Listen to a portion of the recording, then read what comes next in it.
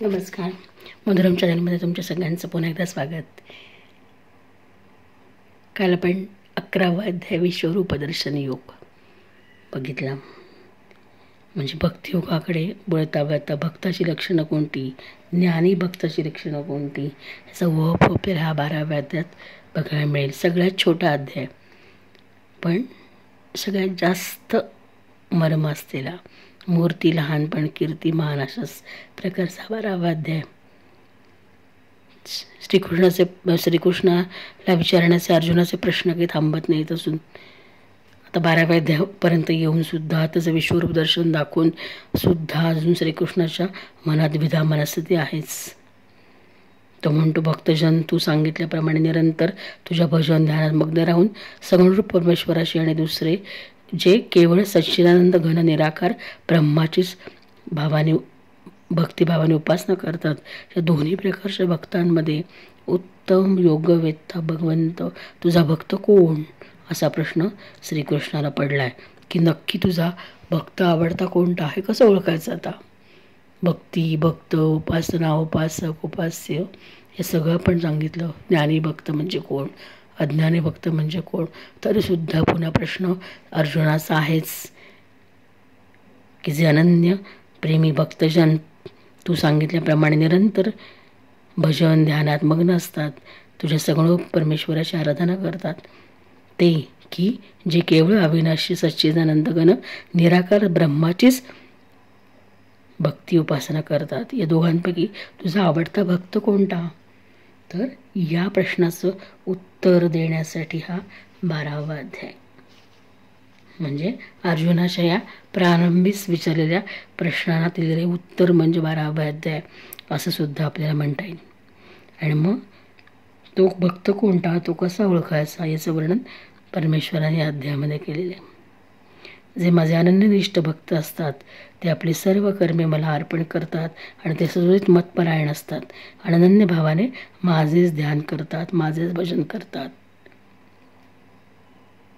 ज्ञानेश्वरांनी पण म्हणले ना, ते या सर्वात्मका ईश्वरा स्वकर्म कुसुमांची वीरा, पूजा केली होय अपारा तोषारागी. तसंच भगवत भक्ती फार मोलाची आहे. म्हणजे ज्ञानामुळं आपल्याला ते प्राप्त होते, म्हणजे ते जे ज्ञान प्राप्त होते ते आपल्या भक्तीला पोषक असते असंच म्हणता येईल. मग आता कोणता भक्त प्रिय आहे असं प्रश्न विचारल्यानंतर अनपेक्ष शुचिर दक्ष उदासीनो गतम विथा सर्वारंभ परित्यागी यो मद्भक्त समे प्रिया असं श्रीकृष्ण म्हणतात. जो आकांक्षरहित, अंतर्बाह्य शुद्ध आणि चतुर ज्या कामाकरता आला होता ते पूर्ण करून चुकला आणि गेला, त्याचप्रमाणे पक्षपातरहित, दुःखापासून निवृत्त झालेला असा सर्व आरंभांचा त्यागी असलेला भक्त मला प्रिय आहे असं नकळत या श्लोकाद्वारे श्रीकृष्ण इथे सांगू पाहता. 16वा श्लोक हा 12व्या अध्यायामधला. अनपेक्ष शुचिर दक्ष उदासीनो गतम विथा सर्वारंभ परित्यागी यो मद्भक्त समे प्रिया. या अनपेक्ष शुचित दक्ष उदासीन गतम विथा स सर्वारंभ परित्यागी मद्भक्त समे प्रिया. त्याचा अन्वय म्हणजे असा आकांक्षरहित भक्त कुणाला प्रिय आहे, तर भगवंताला प्रिय असं श्रीकृष्ण नकळतच्या 12व्या अध्यायात पुन्हा अर्जुनानेच विचारलेल्या प्रश्नाला उत्तर देताना म्हणतात. विश्वरूपाच्या विराट दर्शनानंतर अर्जुन विस्मयचकित झाला होता. भगवंताला त्यांनी पुन्हा पुन्हा प्रणाम केला पण बघितलं, आणि त्याचं त्याचं नातं सख्याचं होतं. जसं मी बोलले की हळूहळू तो सखा होऊ पाहतोय. कोणाचा? तर या श्रीकृष्णाचा. अर्जुन आणि श्रीकृष्णातलं नातं सख्याचं झालेलं आहे त्याच्या संवादामुळे. अपराधाची क्षमा मागून अखेरीस तो म्हणाला, देवा तू माझी विश्वदर्शनाची इच्छा पूर्ण केलीस, हौस पूर्ण केलीस, पण त्यापेक्षा मला आपलं तुझे सावळं सुंदर रूपच आवडतं बरं का. विश्वरूपाचे सोहळे बघण्यापेक्षा मला तुझे सावळं रूप जास्त आवडतं, तुझी कृष्णमूर्ती मला जास्त आवडते असं अर्जुन श्रीकृष्णाला म्हणतोय. हे ऐकून श्रीकृष्ण नवलाने बोलले, अरे कधी कोणालाही दाखवलं नाही असं आमचं गुह्यतम विश्वरूप तुझ्या प्रेमात वश होऊन मी तुला दाखवलं, आणि तेही तुला आवडलं नाही म्हणतोस. असंच म्हणलं असणार श्रीकृष्ण, नाही का. सगुणाची आवड धरतोस, अंग सोडून पडछायेला आलिंगन देतोस असं म्हणूया. पडछाया म्हणजे काळी सावली. समोर दिसतं ते घेण्यापेक्षा जे नाही, आपलं मन असंच असतं, जे समोर असतं त्यापेक्षा जे आपल्याकडे नाही याचाच विचार आपण जास्त करतो. तसंच काहीतरी, कारण अर्जुन ही सामान्य माणसाचीच एक काय आहे, व्यक्तिरेखा आहे असं म्हणलं तरी हरकत नाही भगवद्गीतेमधली.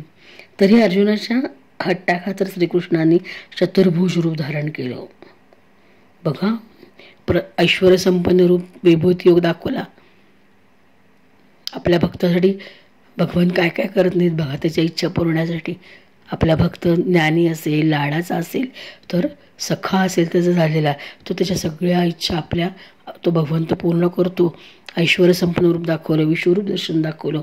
आता हे आवडत नाही म्हणून चतुर्भुज रूपसुद्धा या 12व्या अध्यायामध्ये श्रीकृष्णाने दाखवलं. अर्जुनाला श्रीकृष्णाने चतुर्भुज रूप धारण केलं आणि बजावलं त्याला की विश्वरूपाच्या ठिकाणीच तू नित्य सद्भाव ठेव, त्याचं पक्कं स्मरण ठेव, तिथेच प्रेम ठेव आणि मग वाटल्यास सुखासाठी या माझ्या सगुण मूर्तीचं ध्यान कर, सावळ्या रूपाचं ध्यान कर, असं श्रीकृष्ण अर्जुनाला सांगतायत.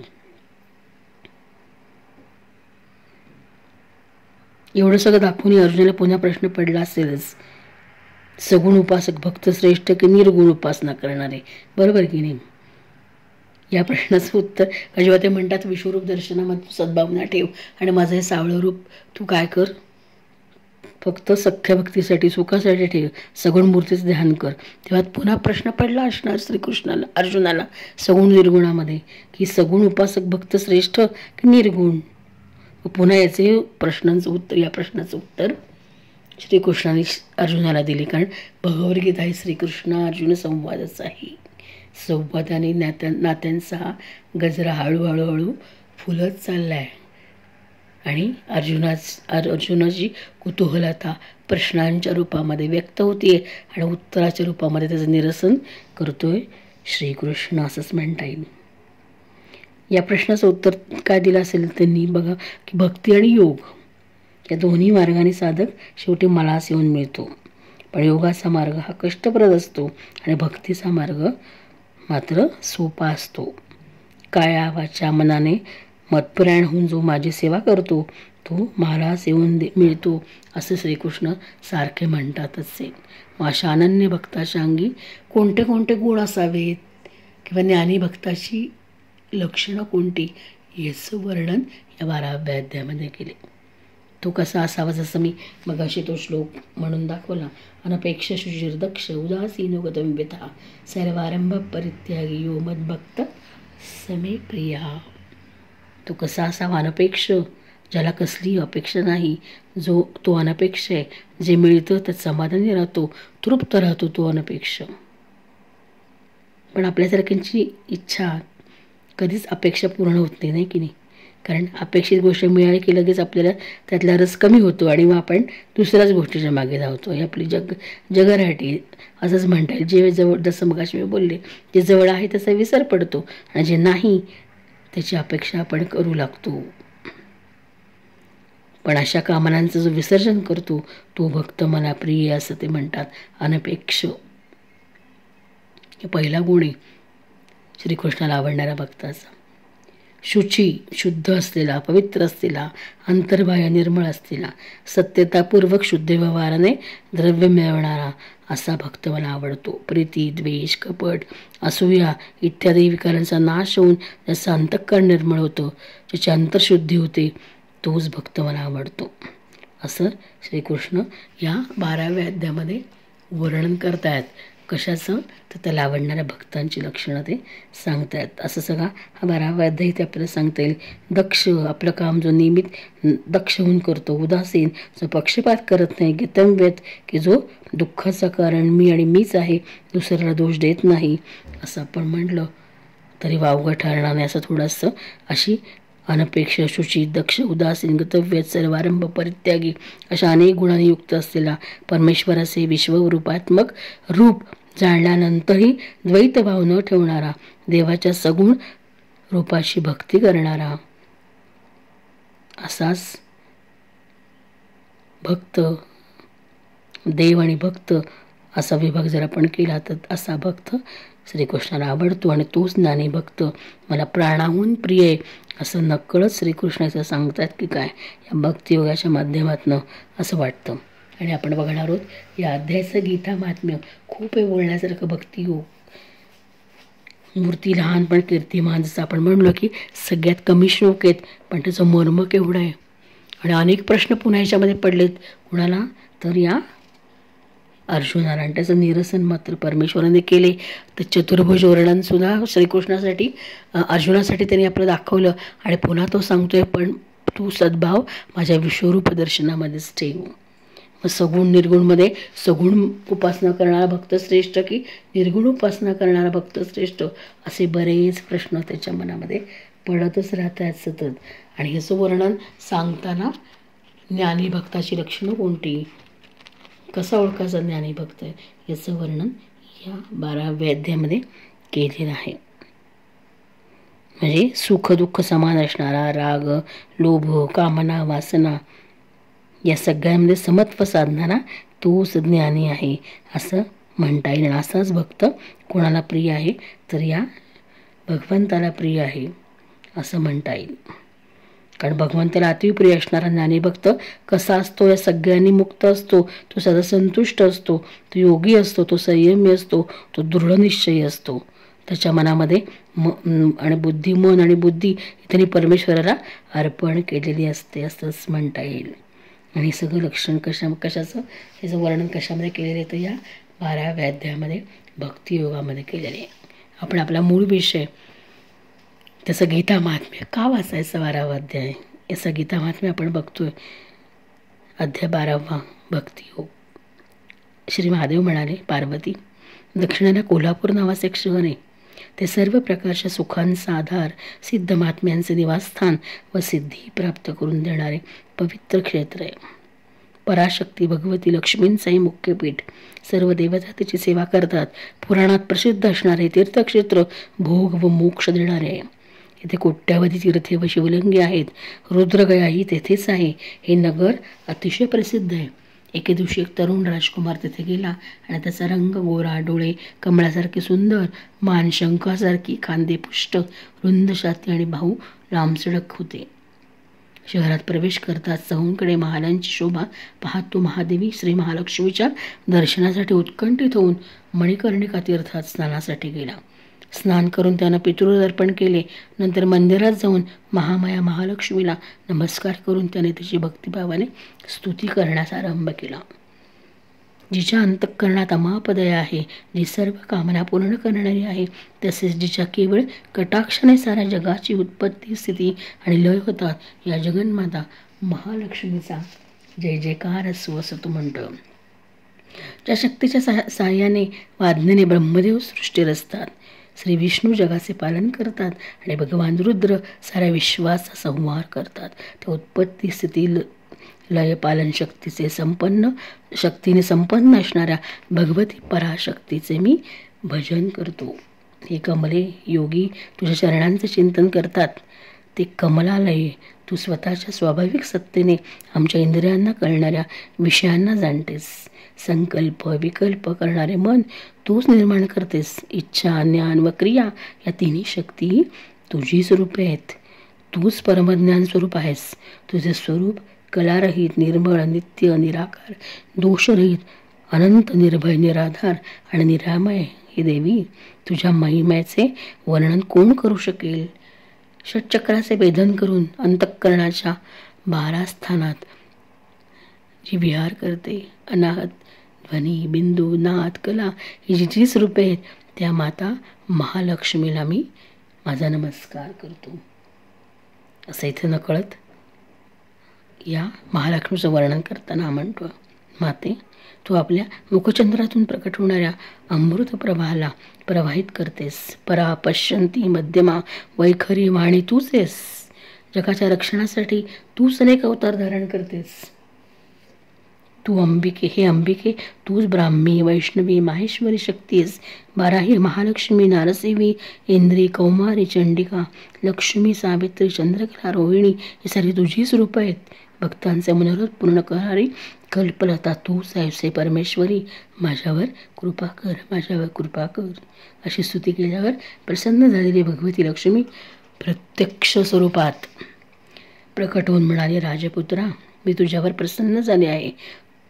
तुला हवा तो वर माग. तेव्हा तो राजपुत्र म्हणाला, माते, माझ्या वडिलांनी राजा बृहद्रथ नावानी यांनी अश्वमेध यज्ञाला सुरुवात केली. दुर्दैवाने ते रोगग्रस्त होऊन मरण पावले. याच वेळी पृथ्वी परिक्रमा करून आलेल्या घोड्याला यज्ञस्तंभाला बांधून ठेवले होते. तो घोडा त्याचे बंध कापून रातोरात कोणीतरी पळवून नेला. त्याच्या शोधासाठी मी काही सैनिकांना पाठवले, परंतु त्यांना तो न सापडला नाही. ते रिकाम्या हाती परत आले. तेव्हा मी ऋत्विजांची अनुज्ञा घेऊन तुला शरण आलोय. हे देवी, जर तू माझ्यावर प्रसन्न झाली असशील तर माझ्या यज्ञाचा घोडा मला परत मिळेल का?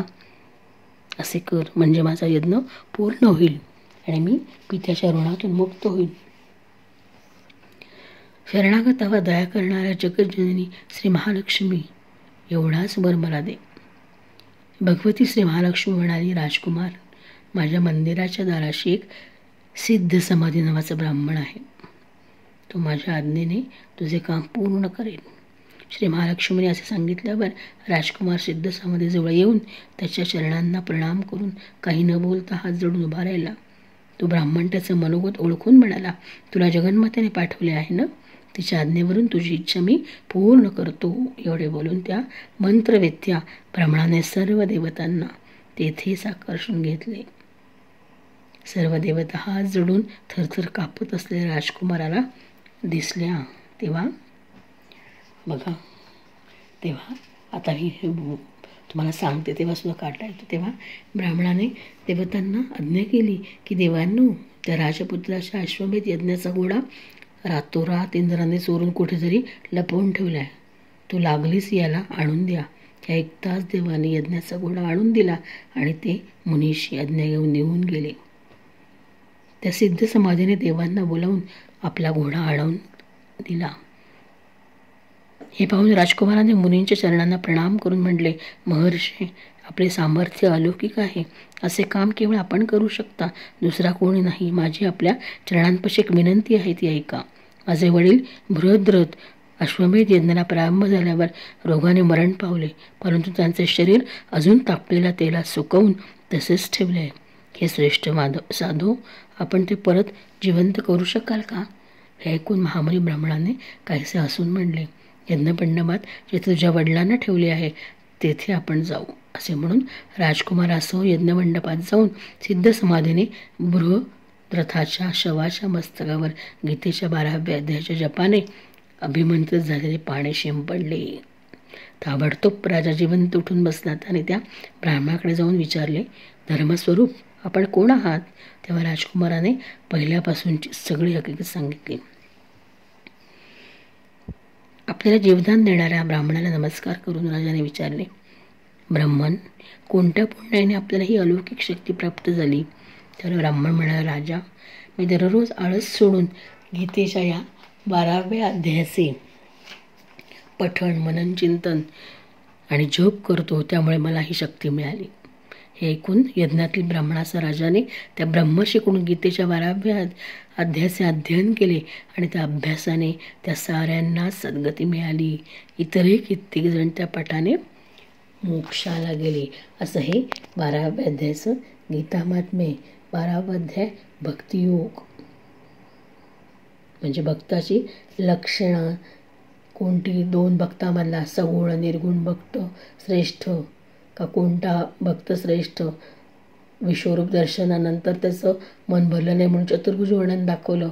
म्हणून या सगळ्यांचे प्रश्न, आपल्या भक्ताच्या प्रत्येक प्रश्नाचं शंकाचं निरसन कोण करत असतो? हा भगवान करत असतो, असंच म्हणता येईल. तर या भक्तियोग नामक अध्यायामध्ये, म्हणजे या 12व्या अध्यायामध्ये भगवंत आपल्याला भक्ताची लक्षणं, ज्ञानी भक्ताची लक्षणं सांगतात. ज्यापासून लोकांचे त्रास नसे, लोकांपासूनही त्रास त्याची नसे. हर्ष, शोक, भय, क्रोध यापासून होई मुक्त, तो मज प्रिय असे. जो न हर्ष पावे न शोक करी, न मिळाल्याचा खेद नसे, शुभ अशुभ परित्यागोनी मग भक्ती करी, तो मज प्रिय असे. असं नकळतच श्रीकृष्ण या अध्यायाद्वारे सांगतायत का लक्षणं, असं वाटलं. निंदा स्तुती तुल्यमाने मौन तरी मिळत्यात संतुष्ट असे आश्रय घेई कुठे स्थिरमती ठेवी तो भक्त मज प्रिय असे मजवरी श्रद्धा ठेवून मतपरायण होती जे भक्त जे धर्मामृत आचरती मज ते आवडती असं श्रीकृष्ण या 12व्या अध्यायाच्या द्वारे सांगण्याचा इथं आपल्याला प्रयत्न करतोय असं वाटलं.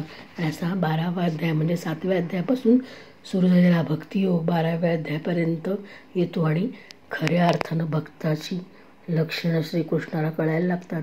भक्तातला फरक कळायला लागतो आणि भक्त म्हणजे काय, भक्ती म्हणजे काय, उपासना म्हणजे काय हे अर्जुन जाणायला लागले असंही म्हणता येईल आपल्याला. तसा हा अध्याय 12वा भक्तियोग, मूर्ती लहान पण कीर्ती महान, अतिशय छोटासा 20 श्लोकांचा अध्याय असंच म्हणता येईल आपल्याला. तसा भक्तिदोष भक्तियोग एवं सततयुक्ताये भक्ता स्वापर्युपासते ये चाप्यक्षरव्यक्तं तेषां के योगवित्तमः. प्रश्नाला उत्तरं दिली आहेत श्रीकृष्णाने ह्या अध्यायाच्याद्वारे असंच म्हणता येईल. तुम्हाला आवडलं असेलच. आपण इथं पूर्वपटिका बघितली 12व्या अध्यायाची आणि त्याचा गीता महात्म्य हा आपला मुख्य विषय. तेव्हा आजचा हा अध्याय श्रीकृष्ण शरणी अर्पण करून मी इथेच थांबते. उद्या भेटूच अध्याय 13साठी. सगळ्यांना आवडला असेलच. जय श्रीकृष्ण.